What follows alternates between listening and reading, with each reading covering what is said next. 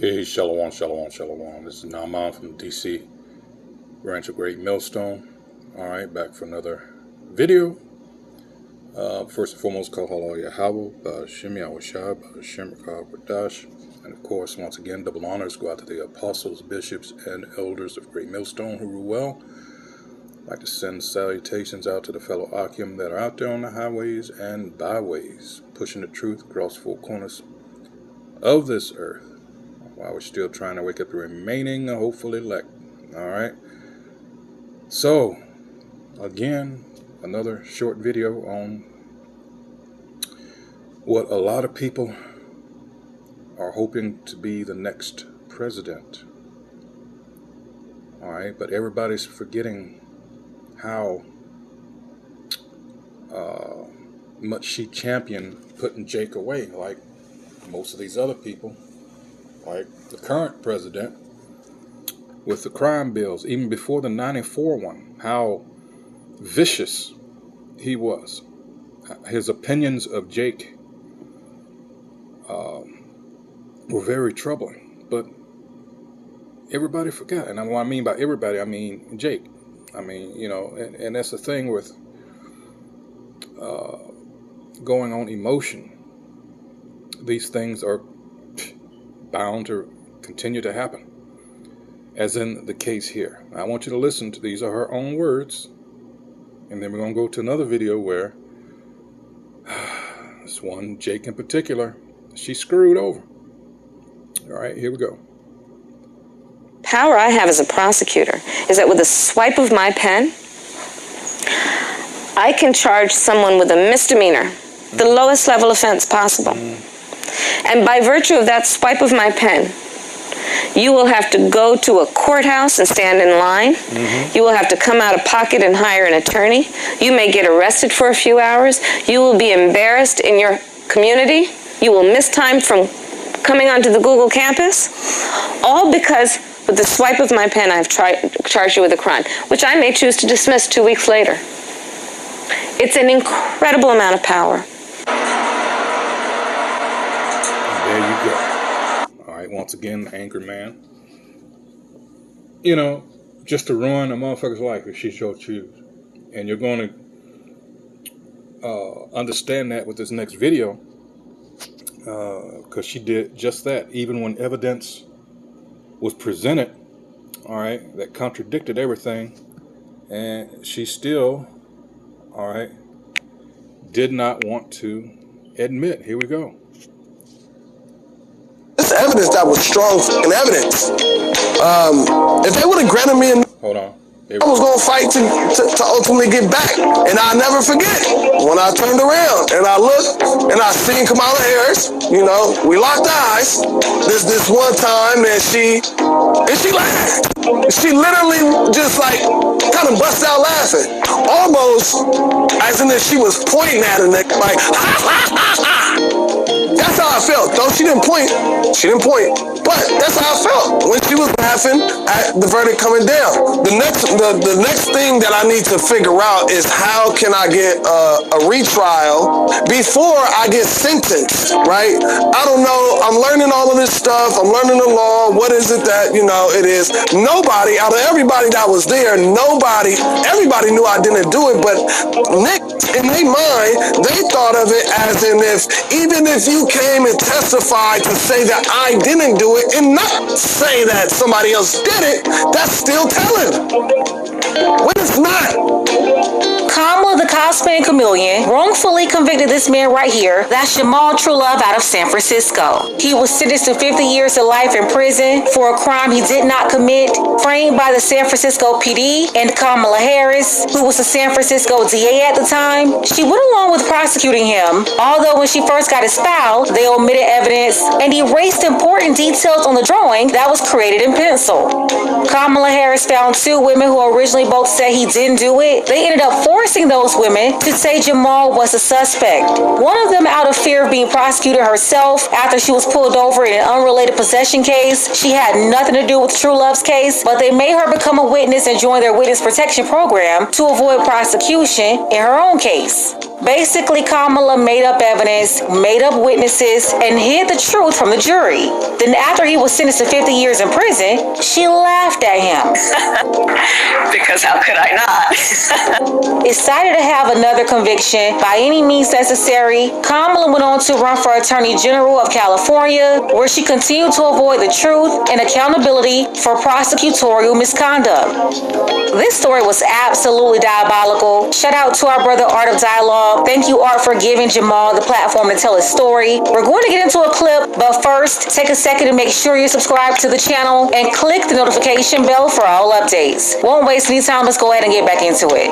Now I got this new evidence. Oliver Barcenas. Oliver they had him down as being a known Norteño gang member or whatnot, but he's never been to the pen. This is his first time on the way to the pen. You know, he got the okay, you know, from his people to get on the stand and testify to what he remembered that day, right?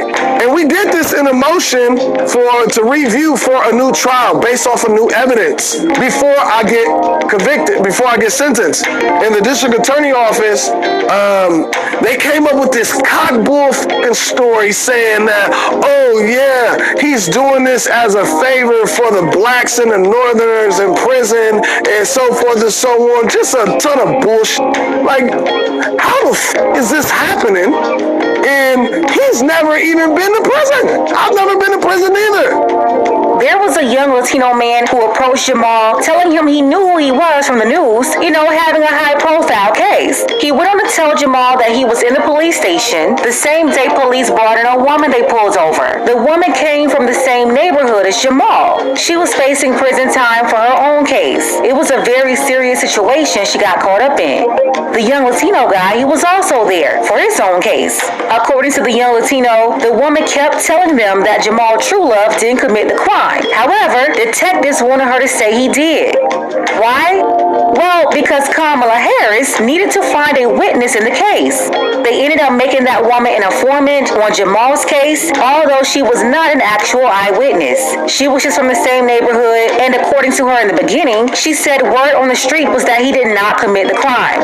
The woman became an informant for Kamala Harris to avoid going to prison herself, then got in court and lied on the witness stand. She changed up her whole story. Before, she said he didn't do it. Then all of a sudden, she said that he did. Again, we're talking about a woman who was not an eyewitness. The whistleblower and Jamal didn't even know each other before, but he approached Jamal because he knew the truth about what was going on in his case, and he saw how that woman was forced to flip and work with a DA. When Jamal's attorney did research on the whistleblower, the attorney found that it was true that he was also at the police station the same day as that woman. But get this, Kamala tried to dismiss the whistleblower, discredit him because he had evidence of their misconduct, all of this so she can continue to keep an innocent man locked up. And what's so diabolical about it, even when they found out who the real trigger man was, she let him go in order to hang it on Jamal just to be right so she wouldn't look incompetent and evil for convicting the wrong man. So, but the thing about it, and this is where politics play. If they would have granted me a new trial based off this evidence that was strong fucking evidence, if they would have granted me a new trial, headlines would have been San Francisco District Attorney Kamala Harris convicting the wrong people. In a time that she was moving to be Attorney General. You got the crime lab, you got 2 murder cases that has convictions that instantly get new trials to them based off new evidence and faulty testimony in general. And so, in the judge, I believe the judge, favored this girl getting up on the stand, which she did because she had an opinion after I was convicted.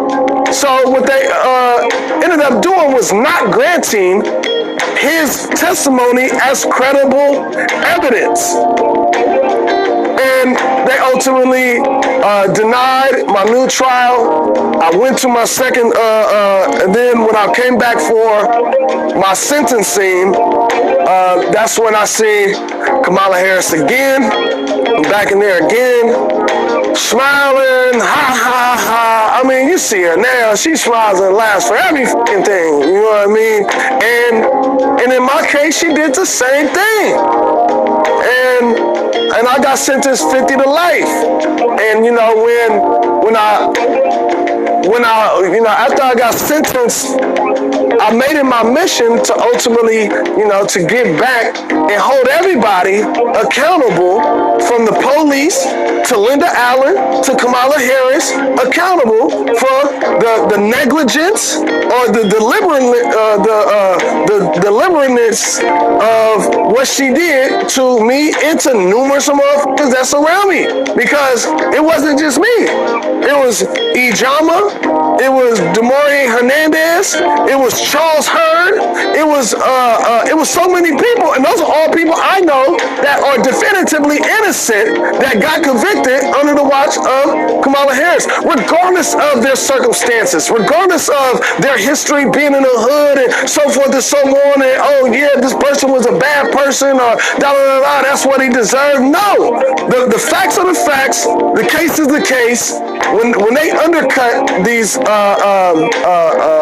evidence and come up with evidence and not rely directly on the strong evidence to convict somebody, it's just wrong. But yeah, so I got sentenced 50 to life in prison. Yeah. This story is just horrible.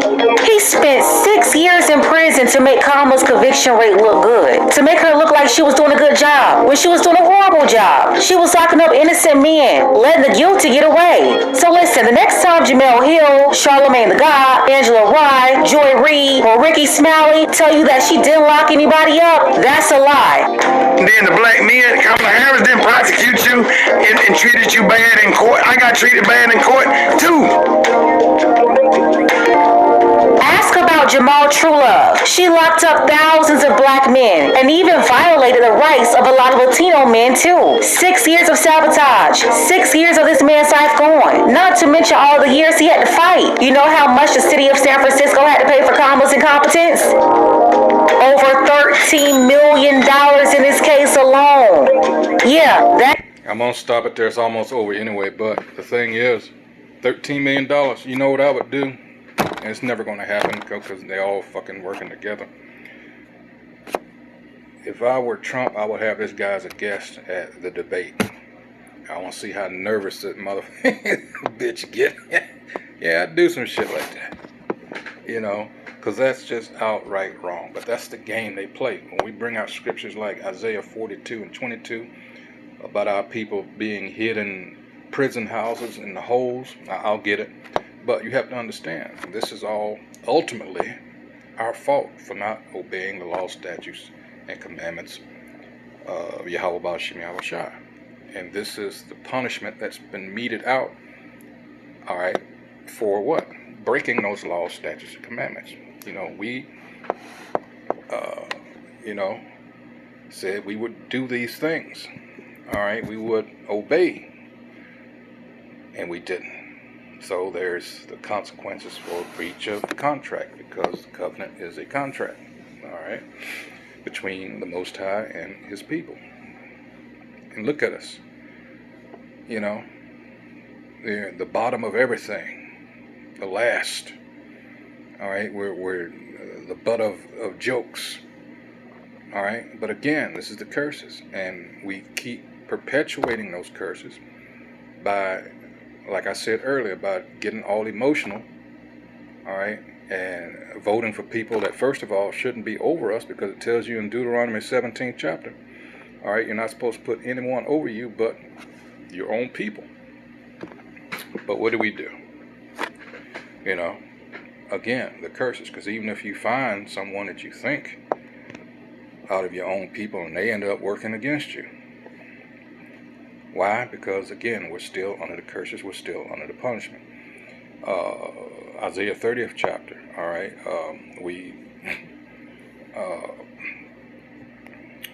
about oppression. Let me get it right here. This is Isaiah 30, all right. I think it's 12. Let's see. It says, Wherefore thus saith the Holy One of Israel, because ye despise this word, and our people do. They want to hear those smooth things that come out of those wicked ass churches. It says, and trust in oppression and perverseness. Is not America known as spiritual Sodom and Egypt? It is perverse. All right, let's perverseness. Strong's H3868. Lawaz. To turn aside, that is to depart, and we did. All right. Forward. All right. Let's see. Wherefore thus saith the Holy One of Israel, because ye despise his word and trust in oppression and perverseness, and stay thereon. All right. Therefore this iniquity shall be to you as a breach ready to fall, swelling out in a high wall, whose breaking cometh suddenly at an instant. All right. So you wonder why we're catching all hell, and everybody else gets over here and gets above us. All right. It's the curses, but our main enemy, the so-called white man, who is of the nation of Edom, all right, he plays these games.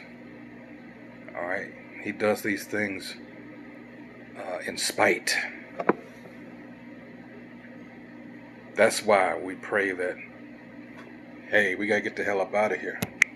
And that's why a lot of our people, and deservedly so, all right, are going to die. Zechariah 13:8. I said I would get this scripture, but we're talking about this wicked-ass woman here that everybody, especially the so-called black woman, seems to be all giddy about trying to get in office, ignoring the facts, just how she treats on people. But then again, you know, the black woman, so-called, is all, you know, still enamored with this feminism bullshit. So, like I always say about the so-called black woman, she's the greatest double agent ever. All right. Isaiah 42:23. But this is a people, talking about our people, talking about Jake, Israel, is a people robbed and spoiled. Let's get that robbed there. Strong's H962. Bazaz, it says to plunder, for a prey, and we are a prey. All right. And then spoiled, basically it's saying the same thing twice. All right. We are destroyed. All right. But this is a people robbed and spoiled. They are all of them snared in holes, and they are hid in prison houses.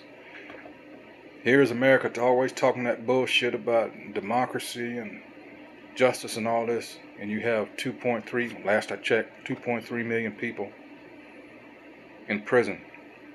More than, I can't say the exact number, but how many countries combined. All right. They're hypocrites. It says they are for a prey, and none delivereth, for a spoil, and none saith restore. How do we know this? The reactions, or the